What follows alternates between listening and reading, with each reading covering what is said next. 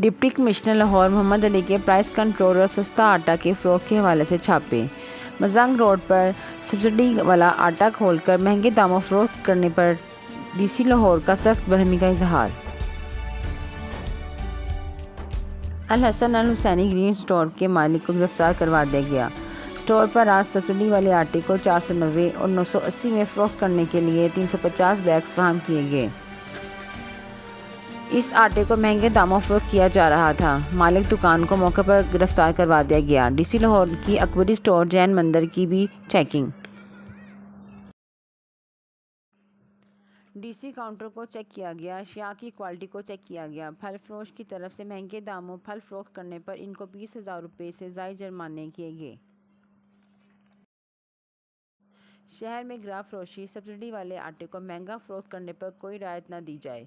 छापे के वक्त AC city Mohammad Murtaza, deputy director Imran Maqbool Hamra थे।